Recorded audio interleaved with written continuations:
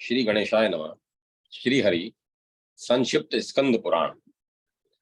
कल्प ग्राम निवासी सुतनु द्वारा नारद जी के जटिल प्रश्नों का समाधान। नारद जी कहते हैं, अर्जुन, मैं देश देश घूमकर विद्या रूपी नेत्र वाले ब्राह्मणों की परीक्षा करता हूँ। यदि वे मेरे प्रश्नों का उत्तर देंगे तब मैं उन्हें दान करूंगा। ऐसा विचार करके मैं उस स्थान से उठा और महर्षियों के आश्रमों पर उन प्रश्न रूपी श्लोकों का गान करता हुआ विचरण करने लगा। वे श्लोक इस प्रकार हैं। मातृका को कौन विशेष रूप से जानता है? वह मात्र का कितने प्रकार की और कैसे अक्षरों वाली है? कौन द्विज 25 वस्तुओं के बने हुए ग्रह को अच्छी तरह जानता है? अनेक रूप वाली स्त्री को एक रूप वाली बनाने की कला किसको ज्ञात है? संसार में रहने वाला कौन पुरुष विचित्र कथा वाली वाक्य रचना को जानता है? कौन स्वाध्यायशील ब्राह्मण समुद्र में रहने वाले महान ग्रह की जानकारी रखता है? किस श्रेष्ठ ब्राह्मण को 8 प्रकार की ब्राह्मणत्व का ज्ञान है? 4 युगों के मूल दिनों को कौन बता सकता है? 14 मनुओं के मूल दिवस का किसको ज्ञान है? भगवान सूर्य किस दिन पहले पहल रथ पर सवार हुए? जो काले सर्प की भांति सब प्राणियों की उद्वेग में डाले रहता है, उसे कौन जानता है? यह भयंकर संसार में कौन दक्ष मनुष्यों से भी अत्यधिक दक्ष माना गया है? कौन ब्राह्मण दोनों मार्गों को जानता और बतलाता है? जो श्रेष्ठ ब्राह्मण मेरे इन 12 प्रश्नों को जानते हैं, वे मेरे लिए परम पूज्य हैं और मैं उनका चीर काल तक सेवक बना रहूंगा। अर्जुन, इन प्रश्न का गान करता हुआ मैं सारी पृथ्वी पर घूमता रहा। मुझे जो जो ब्राह्मण मिले उन सब ने यही कहा, आपके इन प्रश्नों की व्याख्या बहुत कठिन है, हम तो केवल नमस्कार करते हैं। इस प्रकार सारी पृथ्वी पर घूमकर मैं लौट आया और हिमालय के शिखर पर बैठकर पुनः इस प्रकार विचार करने लगा, अहो, मैंने उन सब ब्राह्मणों को देख लिया, अब क्या करूं? इसी समय मेरे मन में यह विचार उत्पन्न हुआ कि मैं अभी तक कल्प ग्राम में तो गया ही नहीं। वह एक उत्तम स्थान है जहाँ ऐसे ब्राह्मण निवास करते हैं जो तपस्या के मूर्तिमान स्वरूप हैं। उनकी संख्या 84,000 है। वे सब के सब वेदा अध्ययन से सुशोभित होते रहते हैं, अतः उसी स्थान पर चलूं। मन ही मन ऐसा निश्चय करके मैं वहां से चल दिया और आकाश मार्ग से वहां जा पहुंचा। पुण्य भूमि पर बसा हुआ वह श्रेष्ठ ग्राम 100 योजन तक फैला हुआ था। नाना प्रकार के वृक्ष वहां सब ओर से छाया किए हुए थे। अग्निहोत्र से उठा हुआ धुआं धुएं का प्रवाह कहाँ वहां कभी शांत नहीं होता था। कलाप ग्राम वह स्थान है जहाँ सत्युग के लिए सूर्यवंश, चंद्रवंश और ब्राह्मण वंश का बीज शेष और सुरक्षित है।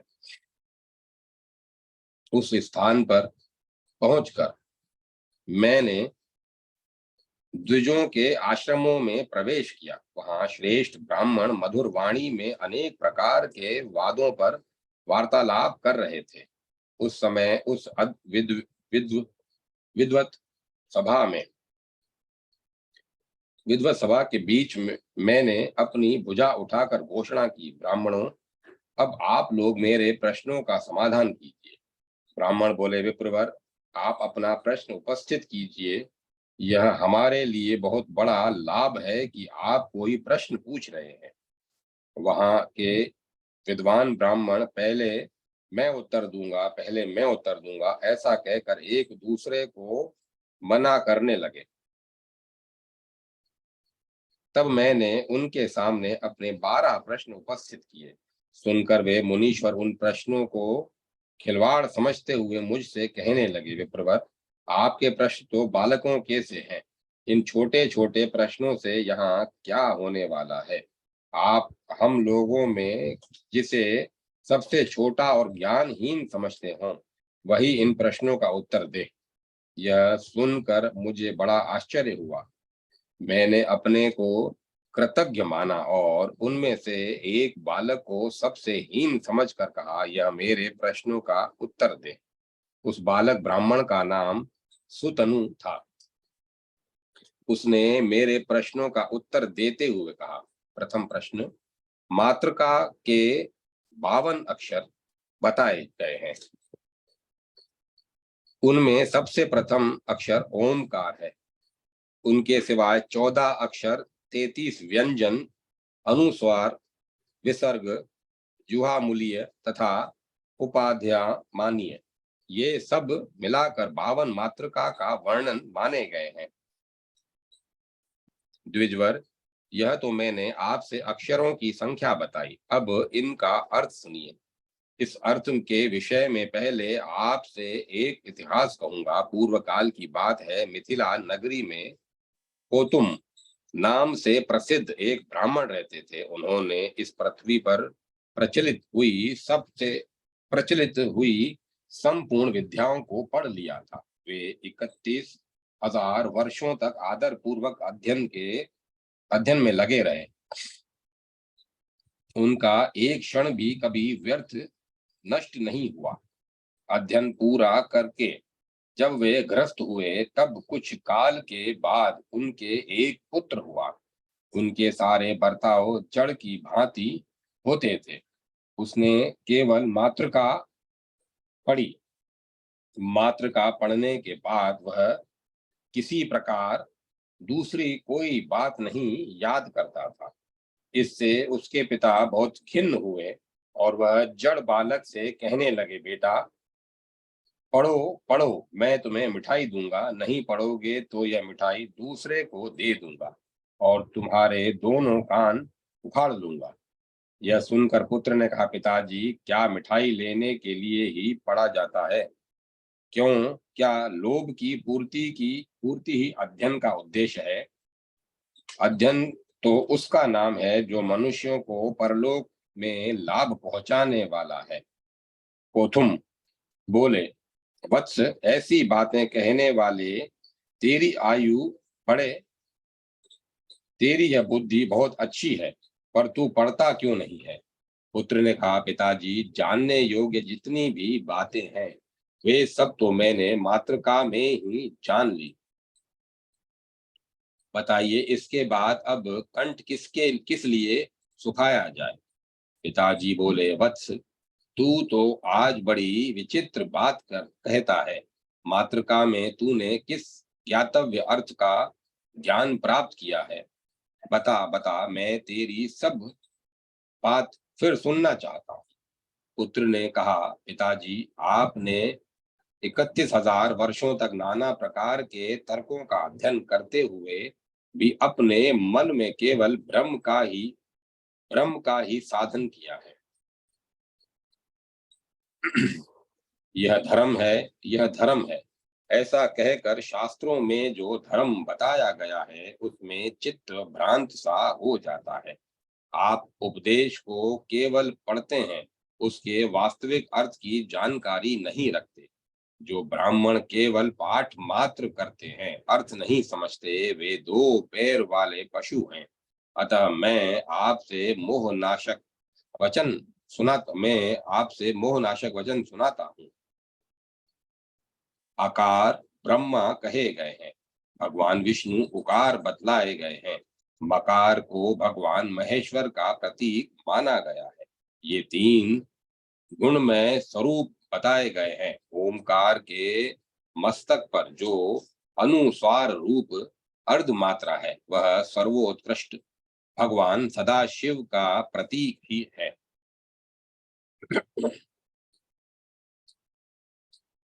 यह है ओमकार की महिमा, जिसका वर्णन कोटि कोटि ग्रंथों द्वारा 10,000 वर्षों में भी नहीं किया जा सकता। पुनः जो मातृका का सार सर्वस्व बताया गया है, उसे सुनिए। अकार से लेकर उकार तक जो 14 स्वर हैं, वे 14 मनुष्य स्वरूप हैं।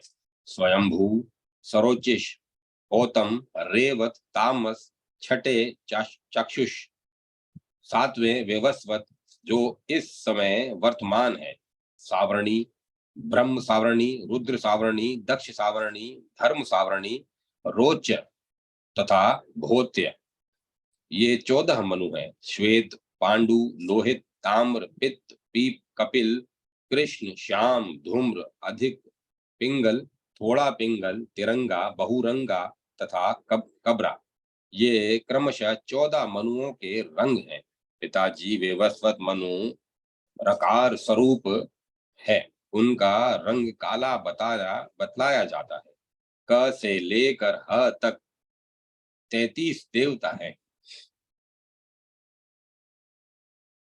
क से लेकर ठ तक तो 12 आदित्य माने गए हैं। ठ से लेकर ब तक जो अक्षर हैं वे 11 रुद्र हैं।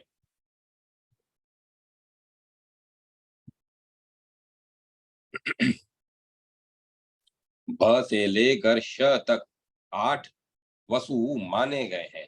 स से ह ये दोनों अश्वनी कुमार बताए गए हैं।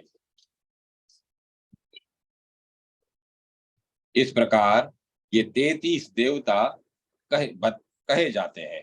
पिताजी, अनुस्वर, विसर्ग, जीवा मूल्य तथा उपध्य मान्य, ये 4 अक्षर जरायुज, अंडज, श्वेदज, स्वधज और उद्भिज नामक 4 प्रकार के जीव बताए गए हैं।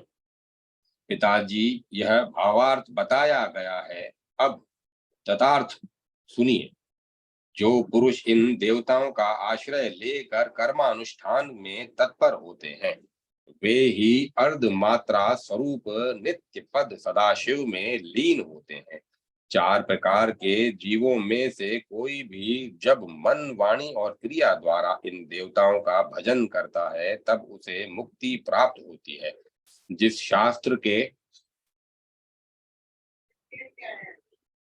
शास्त्र में पापी मनुष्यों के द्वारा ये देवता नहीं माने गए हैं, उस शास्त्र को यदि साक्षात ब्रह्मा जी भी कहें तो भी नहीं मानना चाहिए। ये सब देवता वैदिक मार्ग में सर्वत्र प्रतिष्ठित है। अतः जो दुरात्मा इन देवताओं का उल्लंघन करके तप, दान अथवा जप करते हैं, वे आयु प्रधान मार्ग में जाकर सर्दी में कांपते रहते हैं। अहो, अति अजितेंद्रिय मनुष्यों के मोह की महिमा तो देखो।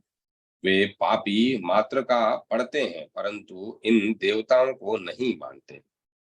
सुतनु कहते हैं, पुत्र की यह बात सुनकर पिताजी को बड़ा विस्मय हुआ। उन्होंने और भी बहुत से प्रश्न पूछे। पुत्र ने भी उनके प्रश्नों के अनुसार ठीक ठीक उत्तर दिया।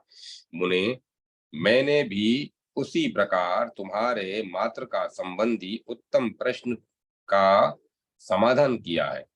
अब 25 वस्तुओं से बने हुए ग्रह संबंधी द्वितीय प्रश्न का उत्तर सुनिए।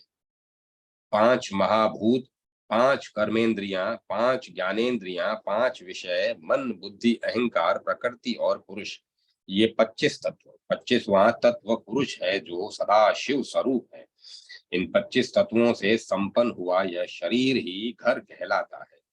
जो इस शरीर को इस प्रकार तत्वतः जानता है, वह कल्याण में परमात्मा को प्राप्त होता है। वेदांतवादी विद्वान बुद्धि को ही अनेक रूपों वाली स्त्री कहते हैं, क्योंकि वही नाना प्रकार के विषयों अथवा पदार्थों का सेवन करने से अनेक रूप ग्रहण करती है, किंतु अनेक रूपा होने पर भी वह एकमात्र धर्म के संयोग से एक रूपा ही रहती है। जो इस तत्वार्थ तत्वार्थ को जानता है, वह धर्म का आश्रय लेने के लिए कभी नरक में नहीं पड़ता। मुनियों ने जिसे नहीं कहा है, तथा जो वचन देवताओं की मान्यता नहीं स्वीकार करता उसे विद्वानों ने विचित्र कथा से मुक्त बंध वाक्य विनाश कहा है। तथा जो काम युक्त वचन है वह भी इसी श्रेणी में है। ऐसा वचन सुनने और मानने योग्य नहीं है, वास्तव में वह बंधन ही है।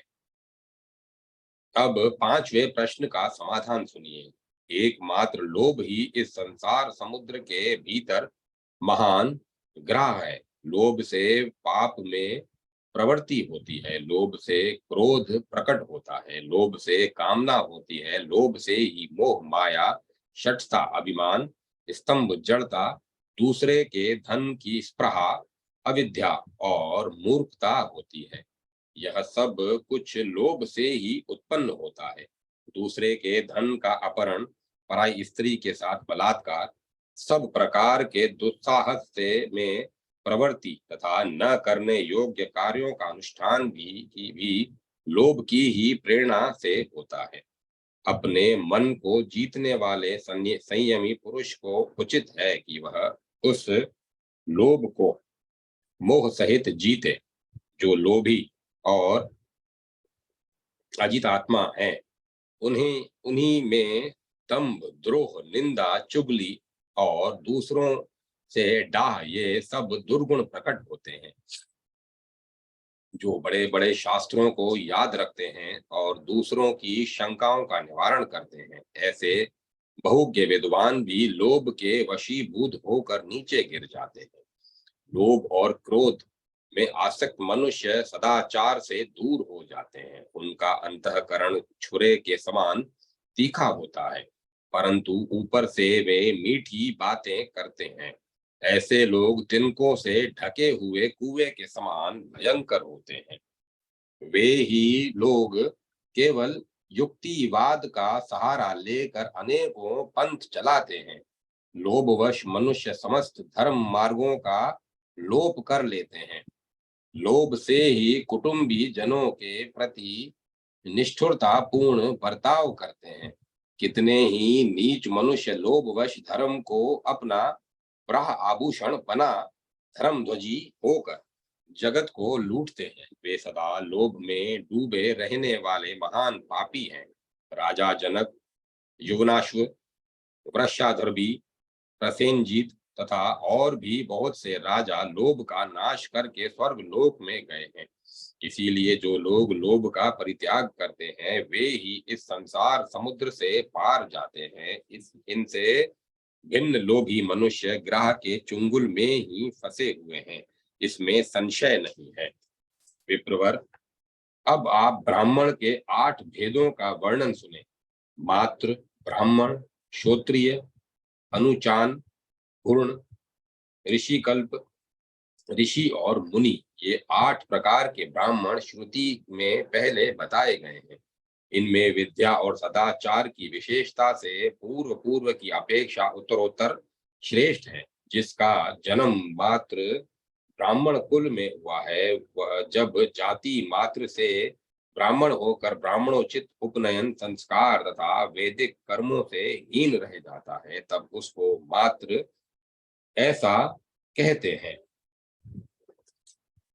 जो एक उद्देश्य को त्याग कर व्यक्तिगत स्वार्थ की अपेक्षा करके वैदिक आचार का पालन करता है, सरल, एकांत प्रिय, सत्यवादी तथा दयालु है, उसे ब्राह्मण कहा गया है। जो वेद की किसी एक शाखा को कल्प और छहों अंगों सहित पढ़कर ब्राह्मणोचित 6 कर्मों में संलग्न रहता है, वह धर्मज्ञ विप्र श्रोत्रिय कहलाता है। जो वेदों और वेदांगों का तत्वज्ञ पाप रहित शुद्ध चित्त श्रेष्ठ श्रोत्रिय विद्यार्थियों को पढ़ाने वाला और विद्वान है, वह अनुचान माना गया है। जो अनुचान के समस्त गुणों से युक्त होकर केवल यज्ञ और स्वाध्याय में ही संलग्न रहता है, यज्ञ शिष्ट अन्न भोजन करता है और इंद्रियों को अपने वश में रखता है, ऐसे ब्राह्मणों को श्रेष्ठ पुरुष भूर्ण कहते हैं। जो संपूर्ण वैदिक और लौकिक विषयों का ज्ञान प्राप्त करके मन और इंद्रियों को वश में रखते हुए सदा आश्रम में निवास करता है, वह ऋषि कल्प माना गया है। जो पहले उधर्व रहता नैष्ठिक ब्रह्मचारी होकर नियमित भोजन करता है, जिसको किसी भी विषय में कोई संदेह नहीं है, तथा जो शाप और अनुग्रह में समर्थ और सत्य प्रतिज्ञ है, ऐसा ब्राह्मण ऋषि माना गया है। जो निवृत्ति मार्ग में स्थित संपूर्ण तत्वों का ज्ञाता, काम क्रोध से रहित, ध्यान निष्ठ, निष्क्रिय, जितेंद्रिय तथा मिट्टी और स्वर्ण को समान समझने वाला है, ऐसे ब्राह्मण को मुनि कहते हैं। इस प्रकार वंश विद्या और व्रत सदाचार से ऊंचे उठे हुए ब्राह्मण त्रिशूल त्रिशुल्क कहलाते हैं। ये त्रिशुक्ल कहलाते हैं, वे ही यज्ञ आदि में पूजे जाते हैं। इस प्रकार 8 भेदों वाले ब्राह्मणत्व का वर्णन किया गया। अब युगादि तिथियां बतलाई जाती हैं। कार्तिक मास के शुक्ल पक्ष की नवमी तिथि सतयुग की आदि बताई गई है। वैशाख शुक्ल पक्ष की जो तृतीया है वह त्रेता युग की आदि कही जाती है। माघ कृष्ण पक्ष की अमावस्या को विद्वानों ने द्वापर की आदि तिथि माना है, और भाद्र कृष्ण त्रयोदशी कलयुग की प्रारंभ तिथि कही गई है। ये 4 युगादि तिथियां हैं। इनमें किया हुआ दान और होम अक्षय जानना चाहिए। प्रत्येक युग में 100 वर्षों तक दान करने से जो फल होता है वह युगादि काल में एक दिन के दान से प्राप्त हो जाता है। जो ये युगादि तिथियां बताई गई है, अब मनवंतर की प्रारंभिक तिथियों को श्रवण कीजिए। अश्वनी शुक्ल नवमी, कार्तिक की द्वादशी, चैत्र और भाद्र की तृतीया, फाल्गुन की अमावस्या, पौष की एकादशी, आषाढ़ की दशमी, माघ की सप्तमी, श्रावण की कृष्णाष्टमी, आषाढ़ की पूर्णिमा, कार्तिक की पूर्णिमा, फाल्गुन, चैत्र और ज्येष्ठ की पूर्णिमा, ये मनवंतर की आदि तिथियां हैं जो दान के पुण्य को अक्षय करने वाली हैं।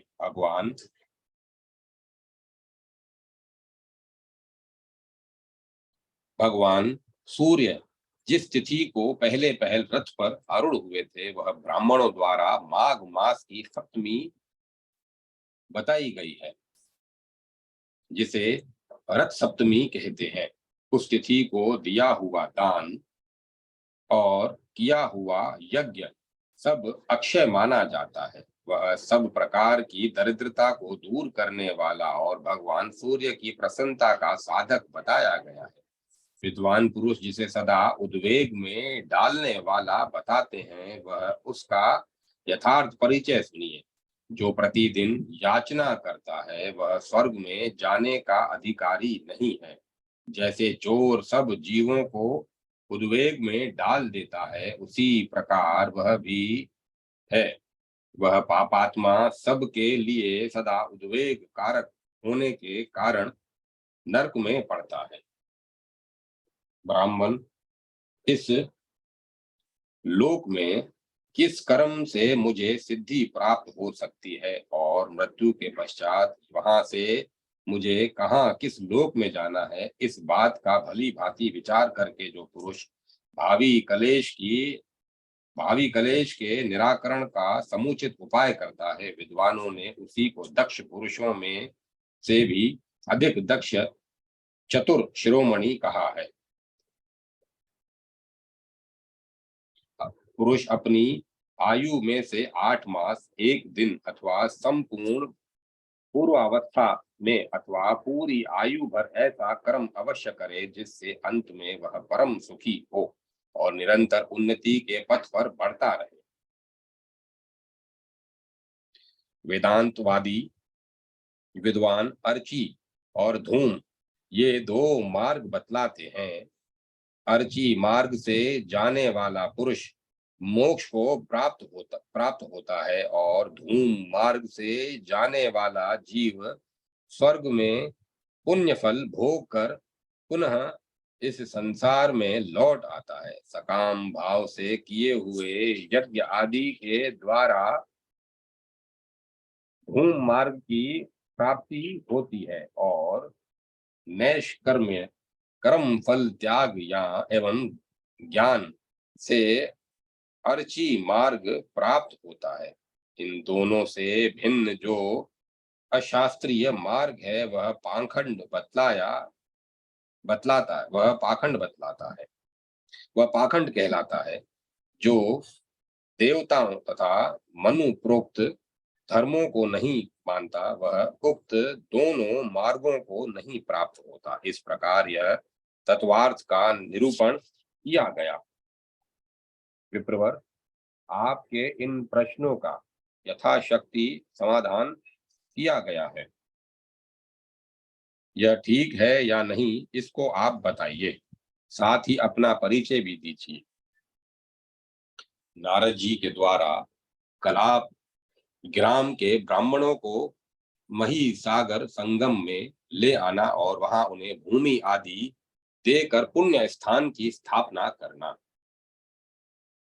नारद जी कहते हैं, अर्जुन, इस प्रकार अपने प्रश्नों का समाधान सुनकर मेरे संपूर्ण शरीर में रोमांच हो आया।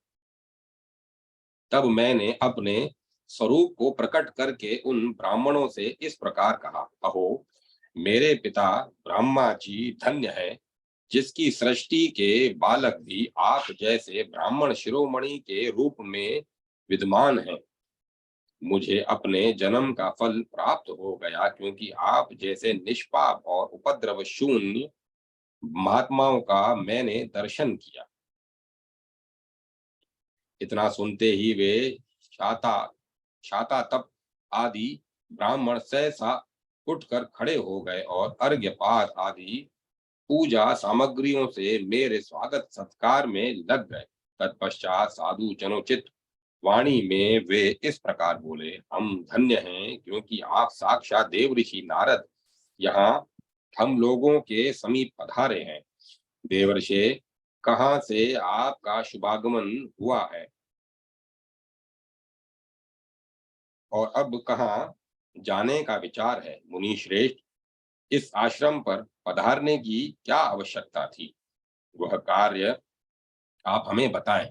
नारद जी बोले, हे ब्रह्मा जी के आदेश से महिसागर संगम नामक महातीर्थ में ब्राह्मणों को उत्तम स्थान दान करना चाहता हूँ। इसके लिए आप लोग मुझे आज्ञा दें। मेरे ऐसा कहने पर शातातप ने सब ब्राह्मणों की ओर दृष्टि डालकर यूं कहना आरंभ किया, नारद जी, यह सत्य है कि भारतवर्ष देवताओं के लिए भी दुर्लभ है।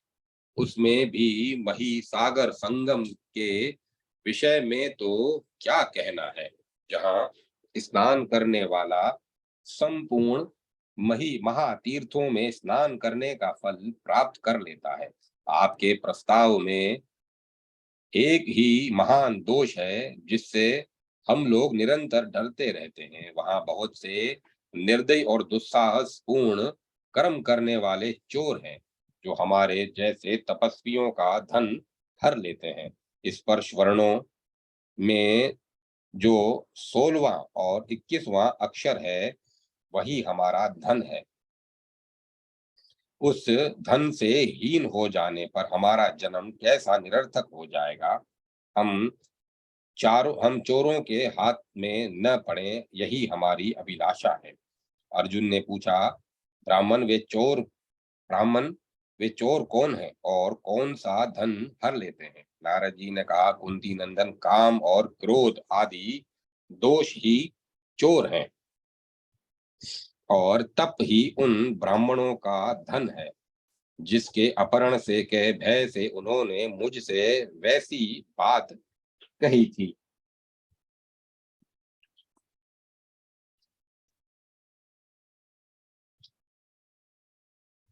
तब हारित मुनि बोले, कौन अपनी मूढ़ बुद्धि के कारण महिसागर संगम नामक तीर्थ का त्याग करेगा, जहां स्वर्ग और मोक्ष हाथ में ही रहते हों। हमारे हृदय में भगवान उमानाथ का निवास है। वे दृढ़ता पूर्वक हमारा पालन करते हैं। उनके रहते हुए वहां चोरों का भय हमारा क्या कर लेगा। नारद जी, आपके कहने से मैं वहां चलूंगा। मेरे परिवार में 26,000 ब्राह्मण हैं। वे सब के सब अध्यापन आदि 6 कर्मों में तत्पर, 12 भीतर से बाहर भीतर से शुद्ध तथा लोभ और दंभ से रहित हैं। उन सब के साथ मैं वहां चल सकता हूँ, यह मेरा उत्तम निश्चय है। उनके ऐसा कहने पर मैंने उन सब ब्राह्मणों को अपने दंड के ऊपर चढ़ा लिया और बड़ी प्रसन्नता के साथ सहसा आकाश मार्ग से लौट पड़ा। बीच में 100 योजन तक हिम का मार्ग है। उसे लांघकर उन ब्राह्मणों को के साथ में केदार क्षेत्र में आ पहुंचा। वहां हिम प्रदेश आकाश मार्ग से या बिल के मार्ग से तथा भगवान कार्तिकेय के प्रसाद से लांघा जा सकता है। इसके लिए दूसरा कोई उपाय नहीं है। अर्जुन ने पूछा, नारद जी, कलाप ग्राम कहाँ है? उसका मार्ग बिल के द्वारा किस प्रकार लांघा जा सकता है तथा स्वामी कार्तिकेय का कृपा प्रसाद कैसे प्राप्त होगा? ये सब बातें मुझे बताइए। नारद जी बोले, केदार क्षेत्र से आगे 100 योजन तक हिम संयुक्त प्रदेश माना गया है। इसके अंत में 100 योजन विस्तार वाला कलाप मार्ग कलाप ग्राम है। उसके अंत में 100 योजन तक बालू का समुद्र बताया जाता है। इसके उसके बाद 100 योजन विस्तार वाला वह प्रदेश है जिसे भूमि स्वर्ग कहते हैं। बिल के मार्ग से वहां जिस प्रकार जाना हो सकता है उसे सुनो। अन्न और जल का त्याग करके उपवास पूर्वक दक्षिण दिशावर्ती भगवान कार्तिकेय की आराधना करें। कार्तिकेय जी जब साधक को पाप रहित हुआ मानते हैं, तब स्वप्न में प्रकट होकर आदेश देते हैं कि तुम अभिष्ट स्थान की यात्रा करो। कार्तिकेय जी के स्थान से पश्चिम एक एक बहुत बड़ी गुफा है। वह 700 योजन दूर तक गई हुई है। कार्तिकेय जी की आज्ञा मिलने के पश्चात उसी में प्रवेश करके आगे बढ़ना चाहिए। उसके भीतर मरकत मणि का एक शिवलिंग है जो सूर्य के समान प्रकाश करने वाला है। उस शिवलिंग के आगे अत्यंत स्वच्छ स्वर्ण के रंग की मिट्टी मिलती है। वहां शिवलिंग को नमस्कार करके तथा उस पीली मिट्टी को हाथ में लेकर स्तंभ तीर्थ में आना चाहिए। वह भगवान कुमार तथा वराह देव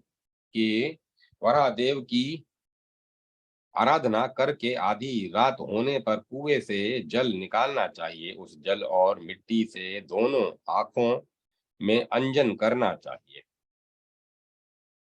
साथ ही संपूर्ण शरीर में उस जल और मिट्टी का उबटन लगाना चाहिए।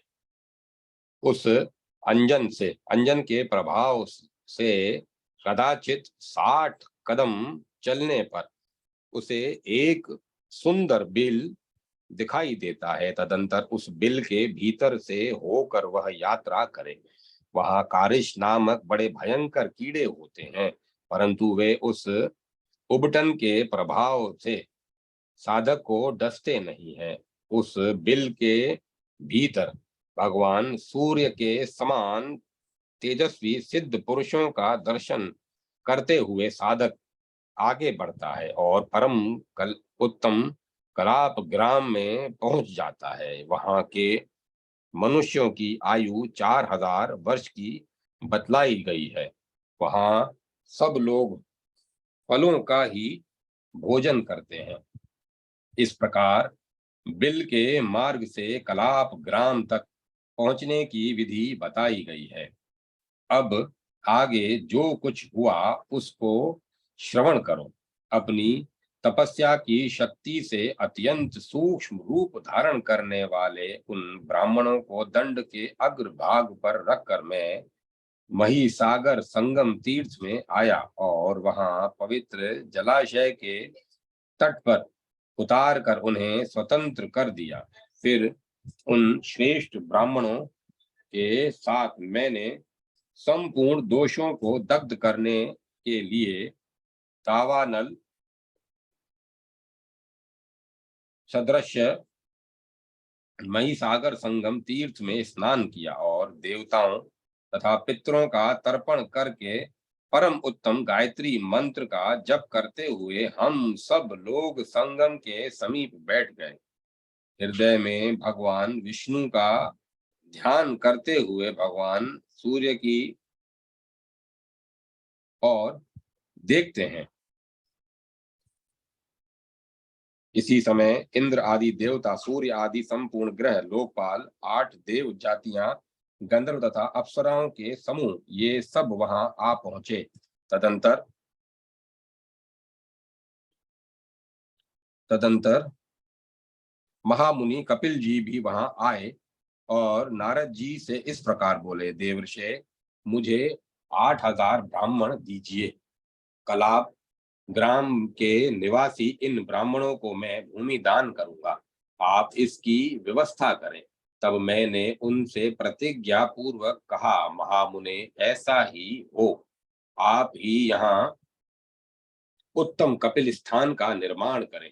श्राद्ध में अथवा श्राद्धोपयोगी समय प्राप्त होने पर जिसके आश्रम में आया हुआ अतिथि विमुख लौट जाता है, उसका सब सत्कर्म निष्फल हो जाता है।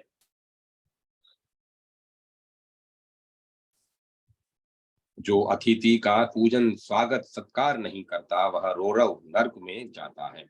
जिसके द्वारा अतिथि का पूजन होता है, वह संपूर्ण देवताओं के द्वारा स्वयं भी पूजित होता है। इसीलिए उस तीर्थ में दान और यज्ञ के द्वारा मैंने कपिल मुनि को भोजन कराया। तत्पश्चात मैंने श्रीमान हारित मुनि को उनका चरण पखारने के लिए बुलाया। तब मैंने ब्राह्मणों से कहा, पूर्व काल की बात है, महर्षि अंगिरा के कुल में एक प्रसिद्ध ब्राह्मण हुए थे। वे महान विद्वान थे, परंतु प्रत्येक कार्य में अधिक विलंब किया करते थे। उनके पिता का नाम महर्षि गौतम था। वे सब कार्य भली भांति सोच विचार कर बहुत देर के बाद आरंभ करते थे। उनके द्वारा चीर काल में कार्य सिद्धि होने के कारण वे जन साधारण में चिरकारी कहे जाने लगे। एक बार चिरकारी की माता से कोई अपराध हो गया। उससे कुपित होकर उनके अदीर्घदर्शी पिता ने अन्य सब पुत्रों को छोड़कर केवल चिरकारी को आदेश दिया कि तुम अपनी इस माता को मार डालो। उन्होंने बड़ी देर के बाद उत्तर दिया, अच्छा, ऐसा ही करूंगा। परंतु वे तो स्वभाव से ही चीरकारी थे।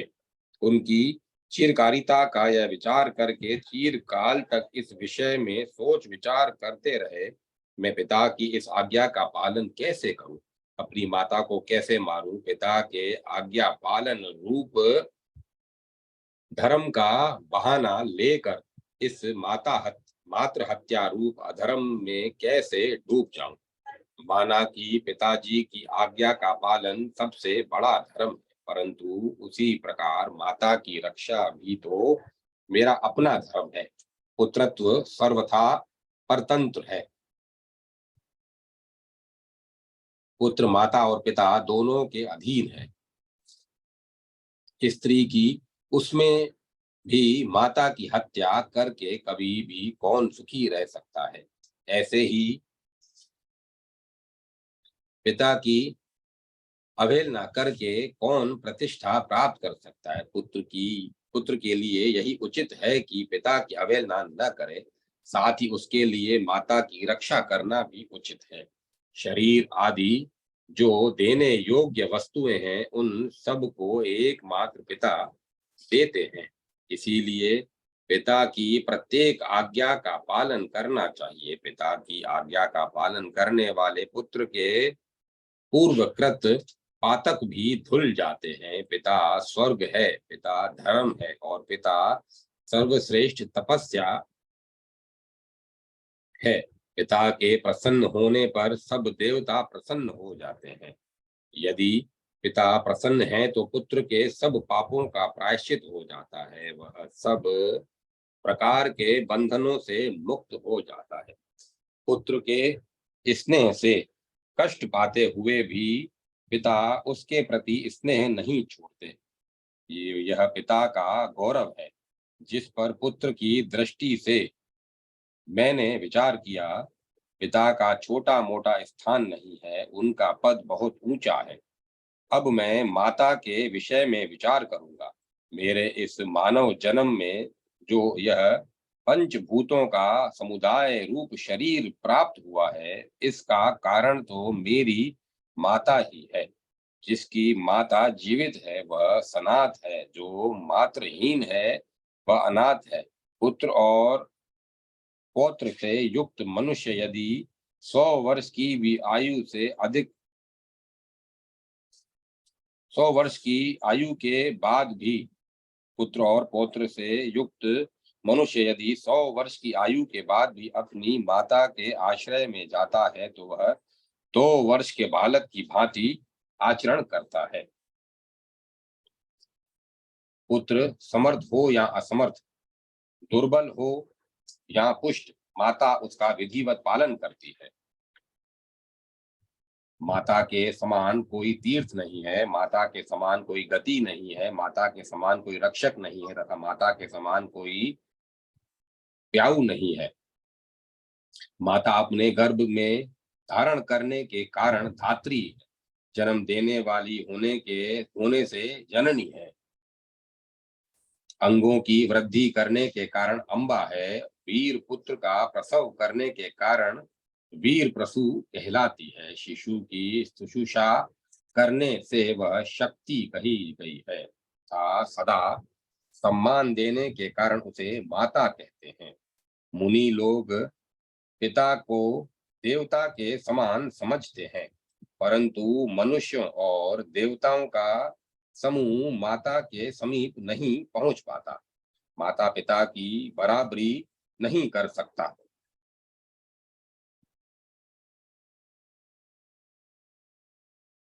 पतित होने पर गुरुजन भी त्याग देने योग्य माने गए हैं, परंतु माता किसी प्रकार भी त्याज्य नहीं है।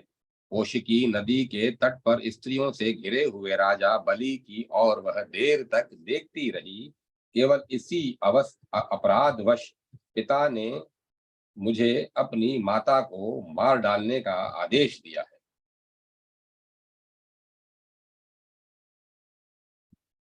चीरकारी होने के कारण वे इन्हीं सब बातों पर अधिक समय तक विचार करते रहे, परंतु उनकी चिंता का अंत नहीं हुआ। इसी समय उदार बुद्धि वाले मेधातिथि गौतम दुखी हो गए। दुखी हो आंसू बहाते हुए इस प्रकार चिंता करने लगे। अहो, पतिव्रता नारी का वध करके मैं पाप के समुद्र में डूब गया हूँ। अब कौन सा अब कौन मेरा उद्धार करेगा। मैंने उदार विचार वाली चिरकारी को बड़ी शीघ्रता से वह कठोर आज्ञा दे दी थी। यदि यह सचमुच चिरकारी हो तो मुझे पाप से बचा सकता है। चिरकारिक, तुम्हारा कल्याण हो। यदि आज भी अपने नाम के अनुसार तुम चीर कार्य बने रहे, तभी वास्तव में चीर कार्य हो। बेटा, तुम आज मुझे अपनी माता को तथा मेरे द्वारा उपार्जित तपस्या को बचाओ। चीरकारक तुम पातक और भय से अपनी भी रक्षा करो। इस प्रकार अत्यंत दुखित हो चिंता करते हुए गौतम मुनि चीरकारी के पास आए। वहां आकर उन्होंने अपने पुत्र चीरकारी को माता के पास बैठे देखा। चीरकारी पिता को अपने समीप आया देख बहुत दुखी हुए और हथियार फेंक कर पिताजी के चरणों में मस्तक रखकर वे उन्हें प्रसन्न करने की चेष्टा करने लगे। मेधातिथि पुत्र को पृथ्वी पर मस्तक रखकर पड़े देख और पत्नी को जीवित पाकर बड़े प्रसन्न हुए। तब जब पुत्र हाथ में हथियार लेकर खड़ा था, तब भी माता ने ऐसा नहीं समझा कि वह मुझे मार डालेगा। अब उसे पिता के चरणों में पड़ा देख माता यह विचार करने लगी कि इसने हथियार उठाने की जो चपलता की है, उसी को पिता के भय से छिपा रहा है। तदंतर पिता ने बड़ी देर तक पुत्र को देखा, देर तक उसका मस्तक सूंघा, चीर काल तक उसे दोनों भुजाओं में कसकर छाती से लगाए रखा और अंत में कहा, बेटा तुम चिरजीवी रहो। मेधातिथि बड़ी देर तक प्रसन्नता में डूबे रहे। फिर पुत्र ने से इस प्रकार बोले, चीरकारी तुम्हारा कल्याण हो, तुम्हारी आयु चीर स्थायिनी हो। सौम्य, तुमने चीरकाल तक विलंब करके जो कार्य किया है, उसके कारण मुझे इस समय अधिक समय तक दुखी नहीं होना पड़ा है। तदंतर प्रसिद्ध विद्वान मुनि श्रेष्ठ गौतम ने गाथा गान किया, जो इस प्रकार है। चीर काल तक विचार करके कोई मंत्रणा स्थिर रह करे, स्थिर किए हुए मंत्र परामर्श को चीर काल के बाद छोड़े। चीर काल में किसी को मित्र बनाकर उसे चीर काल तक धारण किए रहना उचित है। राग दर्प अभिमान द्रोह पाप कर्म तथा अप्रिय कर्तव्य में चीरकारी विलंब करने वाला प्रशंसा का पात्र है। बंधु, सुहृदय, भृत्य और स्त्री वर्ग से अव्यक्त अपराधों में जल्दी कोई दंड न देकर देर तक विचार करने वाला पुरुष प्रशंसनीय माना गया है। चीरकाल तक धर्मों का सेवन करे, किसी बात की खोज का कार्य चीरकाल तक करता रहे, विद्वान पुरुषों का संग अधिक काल तक करे, इष्ट मित्रों का सेवन अथवा इष्ट देवता की उपासना चीरकाल तक करे, अपने को चीरकाल तक विनयशील बनाए रखने वाला पुरुष दीर्घ काल तक आदर का पात्र बना रहता है। दूसरा कोई भी यदि धर्म युक्त वचन कहे तो उसे देर तक सुने और देर तक उसके विषय में प्रश्न करता रहे। ऐसा करने से मनुष्य चीर काल तक तिरस्कार का पात्र नहीं बनता। पर यदि कोई धर्म का कार्य आ गया हो तो उसके पालन में विलंब नहीं करना चाहिए। शत्रु हाथ में हथियार लेकर आता हो तो उससे आत्मरक्षा करने में देर नहीं करनी चाहिए। यदि कोई सुपात्र व्यक्ति अपने समीप आ गया हो तो उसका सम्मान करने या उसे कुछ देने में विलंब नहीं करना चाहिए। भय से बचने और साधु पुरुषों का स्वागत सत्कार करने में भी देर नहीं करनी चाहिए। उपर्युक्त कार्यों में जो विलंब करता है वह प्रशंसा का पात्र नहीं है। ऐसा कहकर स्त्री और पुत्र के साथ गौतम मुनि शांति को प्राप्त हुए। तदंतर चीर काल तक तपस्या करके उन्होंने दिव्य लोक प्राप्त किया। यह बात मैंने उन सर्वगुण संपन्न ब्राह्मणों के समक्ष वहां कही।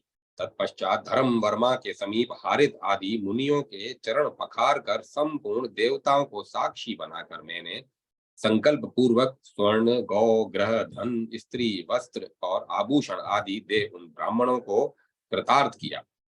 इसके बाद उस देव समाज में इंद्र ने हाथ उठाकर कहा, देवताओं, भगवान शंकर के अर्धांग अर्धांग में अपना वामार्ध भाग स्थापित करने वाली देवी गिरिराज नंदिनी जब तक विद्यमान है, गणेश जी, हम सब देवता और ये तीनों लोग जब तक मौजूद हैं, तब तक नारद जी के द्वारा स्थापित किया हुआ यह स्थान सदा समृद्धिशाली बना रहे। इस स्थान को नष्ट करने वाले मनुष्य पर ब्रह्म शाप, विष्णु शाप, रुद्र शाप तथा ब्राह्मण शाप भी पड़े, क्योंकि तीर्थ भूमि में देवताओं और ब्राह्मणों के द्रव्य का अपहरण करने वाले और उनका अनुमोदन करने वाले पापात्मा मनुष्य नरक में सैकड़ों वर्षों तक रुद्र ताल की मार खाते रहते हैं।